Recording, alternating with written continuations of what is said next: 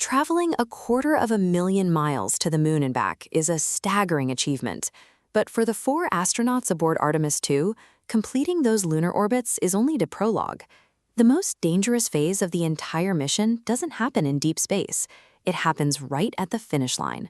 To get home, the Orion capsule has to slam into the Earth's atmosphere at Mach 32, roughly 24,500 miles per hour. At that velocity, the air molecules in front of the spacecraft can't get out of the way. They violently compress, creating a thermal shockwave that rapidly spikes the surrounding temperature to 5,000 degrees Fahrenheit, about half as hot as the surface of the sun. That superheated plasma completely swallows the vehicle. For several critical minutes, the astronauts are trapped inside a blazing envelope that blocks all communication and isolates them from the outside world. At those temperatures, standard spacecraft metals would melt almost instantly. The single technological barrier preventing the capsule's immediate destruction is the thermal protection system. This defense mechanism relies on a massive 16-foot-wide primary heat shield bolted directly to the blunt base of the Orion capsule.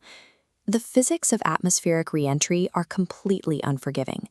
Navigating that wall of plasma safely is the highest-stakes engineering challenge of the entire Artemis mission. To understand how we engineer a shield for those temperatures today, we have to look at the baseline.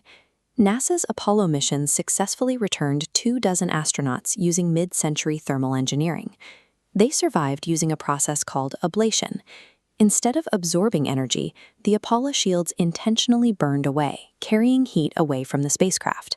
While effective, those original epoxy resins had chemical and structural limits. The material was poured by hand into thousands of tiny cells, and under extreme thermal violence, it could char unevenly, making its behavior difficult to predict. Because the burn rate could vary, the safety margins were narrow, and the durability of the shield was often pushed to its absolute limit. Returning to the moon today requires an evolution in thermal chemistry to provide wider, more reliable safety margins for every flight. The modern Artemis spacecraft uses an upgraded system known as AVCoat, which trades the old Apollo-style resins for advanced ceramics. Instead of a solid mass, the new system uses a modular block-based design. Over 300 interlocking ceramic pieces are bonded to the capsule's base. This chemistry allows the blocks to vaporize efficiently, carrying thermal energy outward, leaving the titanium skeleton underneath cool and intact. The central challenge in validating a lunar re-entry shield is that engineers cannot test its performance in deep space without putting human lives at risk. To bypass this, NASA uses arc jet testing. In specialized wind tunnels, they blast sample materials with high-voltage arcs to simulate re-entry plasma.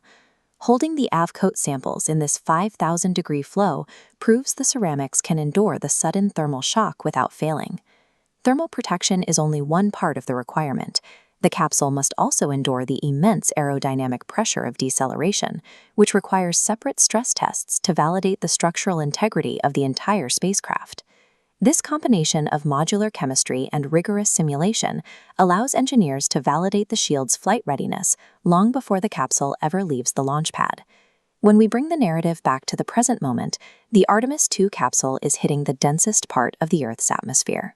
The modern AVCoat system functions under extreme pressure, steadily vaporizing to bleed off massive amounts of thermal energy. Because of the chemical differences between the Apollo and Artemis materials, the modern crew arrived at splashdown with a significantly improved safety margin. Successfully returning the Artemis 2 crew proves the larger operational goals of the mission, that we can routinely ferry humans across deep space. Mastering and perfecting this advanced thermal technology is the absolute prerequisite for humanity establishing a permanent, sustainable presence in the cosmos.